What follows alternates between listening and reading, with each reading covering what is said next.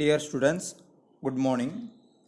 ഇന്ന് നമ്മൾ പുതിയ ഒരു ചാപ്റ്റർ ആരംഭിക്കുകയാണ്. നിങ്ങളുടെ ബിസിനസ് റെഗുലേഷനിലെ ചാപ്റ്റർ 6 ഫ്രീ കൺസെൻറ്റ് എന്നുള്ള ചാപ്റ്ററാണ്.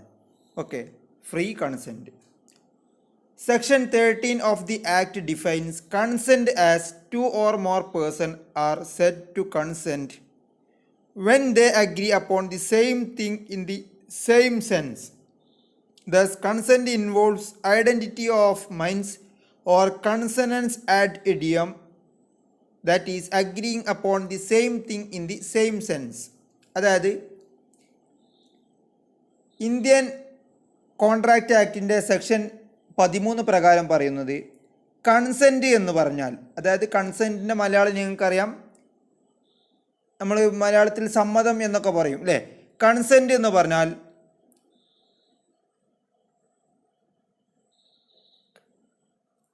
two or more persons are said to consent when they agree upon the same thing in the same sense. രണ്ട് വ്യക്തികൾ തമ്മിൽ കൺസെൻറ്റിലാണ്, അവർ തമ്മിൽ സമ്മതത്തിലാണ് എന്ന് പറയുന്നത് എപ്പോഴാണെന്ന് വെച്ചാൽ when they agree upon the same thing in the same sense. അവർ ഒരു കാര്യത്തിൻ്റെ മുകളിൽ ഒരേ സമയത്ത് ഒരേ കാര്യം ഒരേ സെയിം സെൻസിൽ ഒരേ കാര്യം പരസ്പരം സമ്മതിക്കുമ്പോഴാണ്, അങ്ങോട്ടും ഇങ്ങോട്ടും സമ്മതിക്കുമ്പോഴാണ് രണ്ട് വ്യക്തികൾ തമ്മിൽ കൺസെൻറ്റിലാണ് എന്ന് പറയുന്നത്. അതായത് ഇപ്പോൾ ഉദാഹരണം പറയാം, എയും ബിയും തമ്മിൽ കൺസെൻറ്റിലാണ് എന്ന് പറയണമെങ്കിൽ എയും ബിയും തമ്മിൽ ഏതെങ്കിലും ഒരേ കാര്യത്തിൻ്റെ മുകളിൽ ഒരേ സെൻസോട് കൂടി ഒരേ മൈൻഡോട് കൂടിയിട്ട് എന്ത് ചെയ്യണം, പരസ്പരം സമ്മതിക്കണം. അപ്പോഴാണ് അവർ കൺസെൻറ്റ് എന്ന് പറയുകയുള്ളൂ. ഓക്കെ, അപ്പോൾ ഇവിടെ വേണ്ടത് ഒരു കൺസെൻറ്റ് ആണെങ്കിൽ എന്ത് വേണം, identity of minds or consensus ad idem. Okay, അതായത് അവിടെ എന്ത് വേണം, രണ്ട് വ്യക്തികളുടെയും മനസ്സ് തമ്മിൽ എന്ത് ചെയ്യണം, ഐഡൻറ്റിറ്റി വേണം. അതായത് രണ്ടാളുടെയും മനസ്സ് ഒരുപോലെ സമ്മതിക്കണം ആ കാര്യത്തിന്. അതിനെയാണ് നമ്മൾ കൺസനൻസ് ആഡ് ഇഡിയം എന്ന് പറയുക. ഓക്കെ, കൺസനൻസ് ആഡ് ഇഡിയം എന്ന് പറഞ്ഞാൽ ഐഡൻറ്റിറ്റി ഓഫ് മൈൻഡ്സ് എന്ന് തന്നെയാണ്. അതായത് രണ്ട് വ്യക്തികളുടെയും മനസ്സ് ഒരേപോലെ അങ്ങോട്ടും ഇങ്ങോട്ടും പരസ്പരം സമ്മതിക്കുമ്പോഴാണ് എന്ത് പറയുക, രണ്ട് വ്യക്തികൾ തമ്മിൽ കൺസെൻറ്റിലാണ് എന്ന് നമുക്ക് പറയാൻ പറ്റുക. Okay, if they do not agree in the same sense, അവർ സെയിം സെൻസിലല്ല അംഗീകരിച്ചിട്ടുള്ളത്. രണ്ട് വ്യക്തിയും ഒരേ ഭാവത്തിൽ അല്ലെങ്കിൽ ഒരേ രീതിയിലല്ല, ഒരേ സെൻസോട് കൂടിയല്ല അവർ അഗ്രിമെൻറ്റ് ചെയ്തിട്ടുള്ളത് വെച്ചെങ്കിൽ ദർ കനോട്ട് ബി കൺസെൻറ്റ്. അവിടെ കൺസെൻറ്റ് ഉണ്ടെന്ന് പറയാൻ പറ്റില്ല. When there is no consent, consent ഇല്ലെങ്കിൽ എന്താവില്ല, ദർ ഈസ് നോ കോൺട്രാക്റ്റ്. അപ്പോൾ അവിടെ കോൺട്രാക്റ്റ് ഉണ്ടാവില്ല. അപ്പോൾ പൂർണ്ണമായ കൺസെൻറ്റോട് കൂടിയല്ലാത്ത, ഫ്രീ കൺസെൻറ്റോട് കൂടിയല്ലാത്ത ഒരു കോൺട്രാക്റ്റ് എന്താവില്ല, വാലിഡ് കോൺട്രാക്റ്റ് ആവില്ല, അതിന് നിയമസാധുത ഉണ്ടാവില്ല. അതിന് നമ്മൾ വോയിഡ് കോൺട്രാക്റ്റ് എന്നാണ് പറയുക. അപ്പോൾ ഒരു കോൺട്രാക്റ്റ് പരിപൂർണമാകണമെങ്കിൽ എന്ത് വേണം, ഫ്രീ കൺസെൻ്റ് ആയിരിക്കണം. ഫ്രീ കൺസെൻറ്റ് എന്ന് പറഞ്ഞാൽ ഒരേ മനസ്സോടുകൂടി ഒരേ സെയിം സെൻസിൽ സെയിം തിങ്, ഒരേ സംഭവം ഒരേ സെൻസിൽ രണ്ട് വ്യക്തികൾ തമ്മിൽ പരസ്പരം അങ്ങോട്ടും ഇങ്ങോട്ടും അഗ്രിമെൻറ്റ് ചെയ്യുമ്പോഴാണ് എന്ത് പറയുക, കൺസെൻറ്റ് ഉണ്ടെന്ന് പറയാം. അപ്പോൾ ഫ്രീ കൺസെൻറ്റ് ഉണ്ടെങ്കിൽ എന്താവുള്ളൂ, കോൺട്രാക്റ്റ് നിലനിൽക്കുകയുള്ളൂ. ഇനി നമ്മൾ meaning of free consent. Free consent എന്ന് പറഞ്ഞാൽ എന്താ, സ്വമതയാ ഉള്ള സമ്മതം, ഫ്രീ മൈൻഡോട് കൂടി ഓപ്പൺ മൈൻഡോട് കൂടി സമ്മതിക്കുന്നതിനെയാണ് ഫ്രീ കൺസെൻറ്റ് എന്ന് പറയാം. എന്താണ് അതിൻ്റെ അർത്ഥം എന്ന് നോക്കാം. Okay, free consent is the real consent which is required to make a valid contract. അതായത് ഒരു വാലിഡ് ആയിട്ടുള്ള കോൺട്രാക്റ്റ് ഉണ്ടാകണമെങ്കിൽ റിയൽ ആയിട്ടുള്ള പരിപൂർണമായിട്ടുള്ള ഒരു സമ്മതം വേണം. അതിനെയാണ് നമ്മൾ എന്താ പറയുക, ഫ്രീ കൺസെൻറ്റ് എന്ന് പറയുക. The parties to a contract should have identity of minds or consensus ad idem എന്ന് പറഞ്ഞാൽ എന്താ പറഞ്ഞത്, നമ്മളെ കോൺട്രാക്റ്റിലുള്ള പാർട്ടികൾ തമ്മിൽ ഒരേ മനസ്സോട് കൂടി എന്ത് ചെയ്തിരിക്കണം, സമ്മതിച്ചിരിക്കണം. അതാണ് ഐഡൻറ്റിറ്റി ഓഫ് മൈൻഡ്സ്. അതിൻ്റെ വേറെ വാക്കാണ് കൺസനൻസ് ആഡ് ഇഡിയം എന്ന് പറഞ്ഞാൽ. Okay, according to section 14 of the contract act, Indian contract ആക്ടിൻ്റെ സെക്ഷൻ 14 പ്രകാരം പറയുന്നത് consent is said to be free when it is not caused by. ഒരു കൺസെൻറ്റ് ഫ്രീ ആണെങ്കിൽ ഒരാളുടെ സമ്മതത്തെ, കൺസെൻറ്റിനെ ഫ്രീ കൺസെൻ്റ് ആണ്, അതായത് അയാൾ പരിപൂർണ മനസ്സോടു കൂടി സമ്മതിച്ചിട്ടുള്ളതാണ് എന്ന് പറയണമെങ്കിൽ ഇനി നമ്മൾ പറയാൻ പോകുന്ന കാര്യങ്ങളൊന്നും ആ കൺസെൻറ്റിൽ ഉണ്ടാകാൻ പാടില്ല. അതിൽ ഒന്നാമത്തതാണ് കൊയേഷ്യൻ. കൊയേഷ്യൻ പറയുന്നത് section 15 section 15 of Indian contract ആക്റ്റിലാണ്. അടുത്തത് undue influence, fraud, misrepresentation, mistake. Okay, ഇതിൻ്റെയൊക്കെ ഓരോ സെക്ഷനും അതിൻ്റെ നേരെ കൊടുത്തിട്ടുണ്ട്. ഇത് ഇമ്പോർട്ടൻ്റ് ഉള്ളതാണ് ഈ സെക്ഷൻസ് ഒക്കെ. ഓക്കെ, നിങ്ങളൊന്ന് മനസ്സിലാക്കി വെക്കുക. അതേപോലെ ഫ്രീ കൺസെൻറ്റിനെ കുറിച്ച് പറയുന്നത് സെക്ഷൻ ഏതാണ്? സെക്ഷൻ 14. അപ്പം ഇതൊക്കെ പ്രധാനപ്പെട്ട സെക്ഷൻസുകളാണ്, നിങ്ങളൊന്ന് മനസ്സിലാക്കി വെക്കുക. അപ്പം ഇപ്പോൾ നമ്മൾ പറഞ്ഞത് coercion, undue influence, fraud, misrepresentation, mistake, ഇവയൊന്നും ഇല്ലാത്ത ഒരു കൺസെൻ്റ് ആണെങ്കിൽ അതിനെ നമുക്ക് ഫ്രീ കൺസെൻറ്റ് എന്ന് പറയാൻ പറ്റുള്ളൂ. അപ്പോൾ ഇവ ഓരോന്നും എന്താണ് എന്നുള്ളത് നമ്മൾ എന്ത് ചെയ്യും, ഇനിയുള്ള തുടർന്നുള്ള ക്ലാസ്സുകളിലായിട്ട് അല്ലെങ്കിൽ തുടർന്നുള്ള ഭാഗങ്ങളിൽ നമ്മൾ എന്ത് ചെയ്യും, ഡിസ്കസ് ചെയ്യും. ഓക്കെ, അതുകൊണ്ടാണ് നമ്മൾ ഇപ്പം ഇതിനെക്കുറിച്ച് ഓരോന്നിനെക്കുറിച്ചും പറയാത്തത്. ഓക്കെ, ഇനി നമുക്ക് കൊയേഷൻ, അതായത് നമ്മൾ പറഞ്ഞിട്ടുണ്ട് എന്ത്, ഒരു കൺസെൻറ്റ് ഫ്രീ കൺസെൻ്റ് ആകണമെങ്കിൽ കൊയേഷ്യനോ undue influence, fraud, misrepresentation, mistake ഇവയൊന്നും ഉണ്ടാകാൻ പാടില്ല എന്ന് പറഞ്ഞിട്ടുണ്ട്. അപ്പോൾ എന്താണ് കൊയേഷൻ എന്നുള്ളത്? ആദ്യത്തത് കൊയേഷൻ എന്താണെന്നുള്ളത് നമുക്ക് നോക്കാം. അത് എയിലാണ് പറയുന്നത്? ഈ കൊയേഷനെ കുറിച്ച് ഇന്ത്യൻ കോൺട്രാക്റ്റ് ആക്ടിൻ്റെ സെക്ഷൻ 15 പ്രകാരമാണ് കൊയേഷൻ എന്താണ് എന്നുള്ളത് പറയുന്നത്.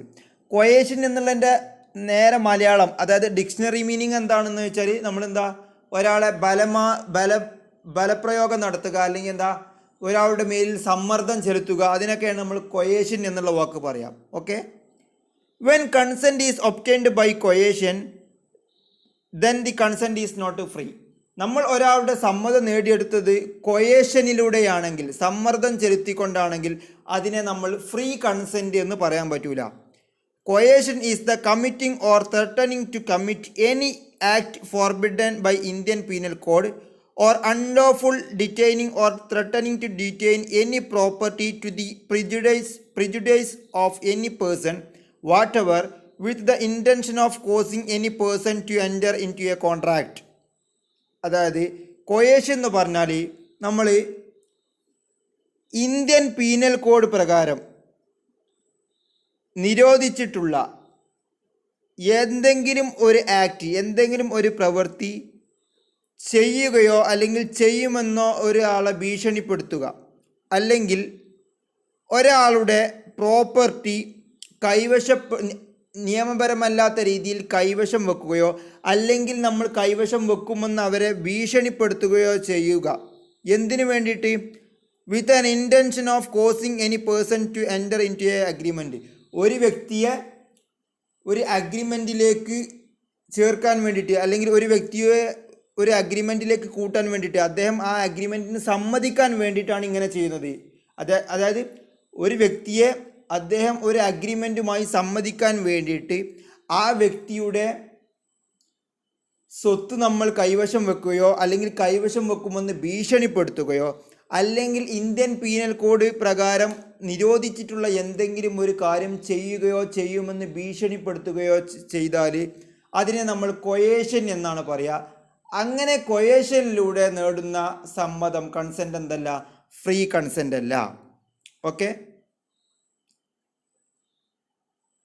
അപ്പോൾ ഇനി നമുക്ക് പറയാൻ പോകുന്നത് an analysis of the above definition reveals that consent is said to be caused by coercion when it is obtained by pressure by the following. അതായത് നമ്മൾ ഒരു കൺസെൻറ്റിനെ എപ്പോഴാണ് നമ്മൾ കൊയേഷൻ ആണെന്ന് പറയാം? ആ കൺസെൻറ്റ് കൊയേഷനിലൂടെ, സമ്മർദ്ദത്തിലൂടെയാണ് നമ്മൾ നേടിയെടുത്തത് എപ്പോഴാണ് പറയുക? ഇനി നമ്മൾ താഴെ പറയുന്ന കാര്യങ്ങളിലൂടെയൊക്കെയാണ് സംഭവിച്ചിട്ടുള്ളത് വെച്ചെങ്കിൽ നമ്മൾ ആ സമ്മതം, ആ കൺസെൻറ്റ് ബൈ കൊയേഷൻ ആണ് എന്ന് പറയാം. അത് കൊയേഷനിലൂടെ, സമ്മർദ്ദത്തിലൂടെ നേടിയെടുത്ത സമ്മതമാണെന്ന് പറയാം. അതൊരിക്കലും എന്തല്ല, ഫ്രീ കൺസെൻ്റ് അല്ല. അപ്പോൾ എപ്പോഴാണ് കൊയേഷൻ സംഭവിച്ച് എന്ന് പറയാം, അല്ലെങ്കിൽ കൺസെൻറ്റ് ബൈ കൊയേഷൻ എന്ന് എപ്പോഴാണ് പറയുക? ഇപ്പം നമ്മൾ നേരത്തെ ഡെഫിനിഷനിൽ പറഞ്ഞിട്ടുള്ള കാര്യങ്ങളൊക്കെ തന്നെയാണ് എന്ത് നമ്മൾ പറയാൻ പോകുന്നത്. ഒന്നാമത്തത് committing or threatening to commit any act forbidden by Indian penal code. Indian penal code പ്രകാരം നിരോധിച്ചിട്ടുള്ള എന്തെങ്കിലും ഒരു കാര്യം ചെയ്യുകയോ ചെയ്യുമെന്ന് ഭീഷണിപ്പെടുത്തുകയോ ചെയ്യുക. ഒരു എക്സാമ്പിൾ പറയാണ്, ഞാനൊരു വ്യക്തിയോട് പറയാണ്, നീ നിൻ്റെ കാറ് എനിക്ക് 2 ലക്ഷം രൂപക്ക് തന്നിട്ടില്ല വെച്ചെങ്കിൽ ഞാൻ നിന്നെ ഉപദ്രവിക്കും, അല്ലെങ്കിൽ എന്താ നിൻ്റെ പേരിൽ തെറ്റായ രീതിയിലുള്ള ഒരു കേസ് കൊടുക്കും, അല്ലെങ്കിൽ തെറ്റായ ആരോപണം ഉയർത്തും. അങ്ങനെ ഒരു ഭീഷണി ഞാൻ വെച്ചു. അങ്ങനെ ഒരാളെ സമ്മർദ്ദം ചെലുത്തുക അല്ലെങ്കിൽ ഒരാളെ ആക്രമിക്കുക, ഭീഷണിപ്പെടുത്തുക എന്ന് പറഞ്ഞാൽ ഇന്ത്യൻ പീനൽ കോഡ് പ്രകാരം എന്താണ്, തെറ്റായിട്ടുള്ള കാര്യമാണ്. അങ്ങനത്തെ ഒരു കാര്യം ചെയ്യുക എന്തിനു വേണ്ടിയിട്ടാണ്? അദ്ദേഹത്തിൻ്റെ കാർ എനിക്ക് 2 ലക്ഷം രൂപക്ക് തരാൻ വേണ്ടിയിട്ടാണ് ഞാൻ ഈ ഭീഷണിപ്പെടുത്തുന്നത്. അപ്പം അദ്ദേഹം എന്താണ്, ആ ഒരു ഭീഷണി പേടിച്ചിട്ട് എനിക്ക് 2 ലക്ഷം രൂപക്ക് ആ കാർ തരാമെന്ന് സമ്മതിച്ചു. അപ്പോൾ അവിടെ എന്താണ്, ഐഡൻറ്റിറ്റി ഓഫ് മൈൻഡ്സ് ഇല്ല. കാരണം അദ്ദേഹം പ്രഷർ കാരണം, സമ്മർദ്ദം കാരണമാണ് സമ്മതിച്ചത്, ഫ്രീ കൺസെൻറ്റോട് കൂടിയല്ല. അപ്പോൾ അങ്ങനെ ഉണ്ടാക്കുന്ന ഒരു കോൺട്രാക്റ്റ് എന്തല്ല, വാലിഡ് അല്ല. അടുത്തത്, unlawful detaining or threatening to detain any property. ഏതെങ്കിലും ഒരു വ്യക്തിയുടെ പ്രോപ്പർട്ടി, അതായത് അയാളുടെ എന്തെങ്കിലും ഒരു സ്വത്ത് നിയമപരമല്ലാത്ത രീതിയിൽ നമ്മൾ കൈവശം വെക്കുകയോ അല്ലെങ്കിൽ കൈവശപ്പെടുത്തുമെന്ന് ഭീഷണിപ്പെടുത്തുകയോ ചെയ്യുക. അതായത് ഇപ്പോൾ ഒരു എക്സാമ്പിൾ പറയാം, ഞാൻ ഒരു വ്യക്തിയെ എൻ്റെ പേരിലുള്ള ഭൂമിയുടെ ഒരു ആധാരം എൻ്റെ ഒരു ഏജൻസിയെ ഞാൻ ഏൽപ്പിച്ചു എന്തെങ്കിലും കാര്യം എനിക്ക് വേണ്ടിയിട്ട് എന്തെങ്കിലും ഒരു കാര്യം ചെയ്തു തരാൻ വേണ്ടിയിട്ട് ഞാൻ ആ ഏജൻസിയെ എൻ്റെ ആധാരം ഏൽപ്പിച്ചു. എന്നിട്ട് ആ ഒരു നിശ്ചിത കാലാവധി കഴിഞ്ഞപ്പോൾ ഞാൻ എൻ്റെ ആധാരം തിരിച്ച് ചോദിച്ചു. അപ്പോൾ എൻ്റെ ആ ഏജൻസി അല്ലെങ്കിൽ ആ ഏജൻറ്റ് പറഞ്ഞു, നിങ്ങളുടെ ആധാരം ഞങ്ങൾ തരണമെങ്കിൽ ഞങ്ങളുടെ പേരിലുള്ള 2 ലക്ഷം രൂപേൻ്റെ ലയബിലിറ്റി ഉണ്ട്, അത് നിങ്ങൾ വീട്ടണം എന്ന് എന്നോട് പറയാണ്. അവരുടെ പേരിലുള്ള 2 ലക്ഷം രൂപയുടെ ലയബിലിറ്റി ബാങ്ക് ലോണോ മറ്റോ ഞാൻ അടച്ചു കൊടുക്കണം, അല്ലാത്ത പക്ഷം നിങ്ങളുടെ ആധാരം ഞങ്ങൾ തിരിച്ചു തരില്ല എന്ന് ഭീഷണിപ്പെടുത്തുന്നു. ഇതെന്താണ്, ഒരു അൺലോഫുൾ ആക്ട് ആണ് അല്ലേ? കാരണം എൻ്റെ പേരിലുള്ള ആധാരം നിയമപരമല്ലാത്ത രീതിയിലാണ് അവർ കൈവശം വെച്ചിരിക്കുന്നത്. അപ്പോൾ ഞാൻ എന്താണ് പേടിച്ചിട്ട് എൻ്റെ ആധാരം നഷ്ടപ്പെടുമോ എന്നൊക്കെ പേടിച്ചിട്ട് എന്ത് ചെയ്ത് ഞാൻ അവരുടെ 2 ലക്ഷം രൂപ ബാങ്കിലുള്ള അടക്കാനുള്ള 2 ലക്ഷം രൂപ അടച്ചു. അപ്പോൾ ഇതെന്താണ്, കൊയേഷനാണ്. അവിടെ ഞാൻ സമ്മതിച്ചത്, അവരുടെ ബാങ്ക് ലോൺ അടക്കാം എന്ന് സമ്മതിച്ചത് ഫ്രീ കൺസെൻറ്റോട് കൂടിയല്ല, പകരം എന്താണ്, പേടിച്ചിട്ടാണ്. ഓക്കെ, അതാണ്. അപ്പോൾ അവിടെ ഇത്തരം ഒരു സാഹചര്യത്തിൽ നമുക്ക് അവിടെ കൊയേഷൻ സംഭവിച്ചു എന്ന് പറയാം. അടുത്തത്, intention of causing any person to enter into an agreement. അതായത് ഇനി നമ്മൾ പറഞ്ഞല്ലോ എന്താ, അൺലോഫുൾ ഡിറ്റൈനിങ്, നിയമപരമല്ലാത്ത രീതിയിൽ ഒരാളുടെ കൈവശം ഭൂമിയോ അല്ലെങ്കിൽ പ്രോപ്പർട്ടിയോ മറ്റോ കൈവശം പെടുത്തുക, അല്ലെങ്കിൽ ഇന്ത്യൻ പീനൽ കോഡ് പ്രകാരം ചെയ്യാൻ പാടില്ലാത്ത ഒരു കാര്യം ചെയ്യുമെന്ന് ഒരാളെ ഭീഷണിപ്പെടുത്തുക. ഇത്തരം കാര്യങ്ങളൊക്കെ ചെയ്താൽ പോലും പിന്നെ ആ കാര്യം ചെയ്യുന്നത് കൊണ്ടുള്ള ഉദ്ദേശം ഒരു വ്യക്തിയെ ഒരു കാര്യം അഗ്രിമെൻ്റ് ചെയ്യാൻ വേണ്ടിയിട്ട് നിർബന്ധിപ്പിക്കുക എന്നതല്ലാച്ചെങ്കിൽ അവിടെ നമ്മൾ കൊയേഷൻ എന്ന് പറയാൻ പറ്റില്ല. ഓക്കെ, അതായത് ഒരാളെ ഭീഷണിപ്പെടുത്തിയെന്നോ അല്ലെങ്കിൽ അയാളുടെ എന്തെങ്കിലും സ്വത്ത് കൈവശപ്പെടുത്തിയെന്നോ വിചാരിച്ചിട്ട് അവിടെ കൊയേഷൻ ഉണ്ടെന്ന് പറയാൻ പറ്റില്ല. കൊയേഷൻ ഉണ്ട് വെച്ചെങ്കിൽ എന്താവണം, അയാളെ ഈ അഗ്രിമെൻറ്റിന്, എന്തെങ്കിലും ഒരു കോൺട്രാക്റ്റിന്, ഒരു അഗ്രിമെൻറ്റിന് അയാളെ സമ്മതിപ്പിക്കുക എന്നുള്ള ഉദ്ദേശത്തോടു കൂടിയാണ് നമ്മൾ ഭീഷണിപ്പെടുത്തുന്നത് വെച്ചെങ്കിൽ എന്ത് പറയാൻ പറ്റുള്ളൂ, കൊയേഷൻ സംഭവിച്ചു അവിടെ, അല്ലെങ്കിൽ അത് കൺസെൻറ്റ് ബൈ കൊയേഷൻ ആണ് എന്നുള്ളത് നമുക്ക് പറയാൻ പറ്റുള്ളൂ. അടുത്തത്, coercion can be applied either by a party to the contract or even by a stranger. ഇനി കൊയേഷൻ നടത്തുന്നത് കോൺട്രാക്റ്റിലുള്ള ആളുകളാണെങ്കിലും അല്ലെങ്കിൽ ഒരു സ്ട്രേഞ്ചറാണ്, ഈ കോൺട്രാക്റ്റിൽ പെട്ട ഒരാളല്ല, പുറത്തുള്ള ഒരാളാണ് ഈ കൊയേഷൻ നടത്തുന്നത് വെച്ചെങ്കിൽ അല്ലെങ്കിൽ ഭീഷണിപ്പെടുത്തുന്നത് വെച്ചെങ്കിൽ എന്താണ്, അതും കൊയേഷനായിട്ട് കണക്കാക്കും. അതായത് ആ വ്യക്തിയെ സമ്മർദ്ദം ചെലുത്തി സമ്മതിപ്പിച്ചതായിട്ട് കണക്കാക്കും. അതാണ് കൊയേഷൻ എന്നതുകൊണ്ട് ഉദ്ദേശിക്കുന്നത്. ഒരു എക്സാമ്പിൾ പറയുകയാണെങ്കിൽ, എക്സും വൈയും ഒരു കോൺട്രാക്റ്റിൽ ഏർപ്പെടാൻ തീരുമാനിച്ചു. അതായത് എക്സും വൈയും തമ്മിൽ അങ്ങോട്ടും ഇങ്ങോട്ടും വില പേശിക്കൊണ്ടിരിക്കുകയാണ്, കോൺട്രാക്റ്റിന് വേണ്ടിയിട്ട് നെഗോഷിയേറ്റ് ചെയ്തുകൊണ്ടിരിക്കുകയാണ്. അപ്പോൾ സെഡ് എന്ന് പറഞ്ഞ വേറൊരു വ്യക്തി, അദ്ദേഹം ഈ കോൺട്രാക്റ്റിലില്ല, സെഡ് എന്ന് പറഞ്ഞ വേറൊരു വ്യക്തി വന്നിട്ട് എക്സിനോട് പറഞ്ഞു, നീ വൈയുമായിട്ട് കോൺട്രാക്റ്റിൽ ഏർപ്പെട്ടില്ലെങ്കിൽ ഞാൻ നിന്നെ ഉപദ്രവിക്കും എന്ന് പറഞ്ഞു. എക്സും വൈയും തമ്മിലാണ് കോൺട്രാക്റ്റ് ഉണ്ടാക്കാൻ ശ്രമിക്കുന്നത്. പക്ഷേ സെഡ് എന്ന് പറഞ്ഞിട്ടുള്ള പുറത്തുനിന്നുള്ള ഒരു സ്ട്രേഞ്ചർ വന്നിട്ട് എക്സിനെ ഭീഷണിപ്പെടുത്തി വൈയുമായിട്ട് കോൺട്രാക്ട് ഉണ്ടാക്കാൻ. ഓക്കെ, പക്ഷെ വൈ ചിലപ്പോൾ ഈ സംഭവം അറിഞ്ഞിട്ട് പോലും ഉണ്ടാകില്ല. ഓക്കെ, അങ്ങനെ ഈ സെഡിൻ്റെ സ്ട്രേഞ്ചർ ആയിട്ടുള്ള സെഡിൻ്റെ ഭീഷണി കാരണം എക്സ് എന്ത് ചെയ്ത് വൈ ആയിട്ട് കോൺട്രാക്റ്റിൽ ഏർപ്പെട്ടു.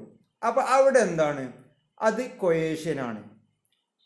കാരണം ഇവിടെ എക്സും വൈയും തമ്മിലാണ് കോൺട്രാക്ട്, സെഡ് സ്ട്രേഞ്ചർ ആണ് എങ്കിൽ പോലും അതെന്താണ്, കൺസെന്റ് ബൈ കൊയേഷൻ ആണ്. ഫ്രീ കൺസെന്റ് അല്ല, സമ്മർദ്ദം മൂലമുള്ള സമ്മതമാണ്, അല്ലാതെ ഫ്രീ അല്ല, അവിടെ കൊയേഷൻ ഉണ്ട്.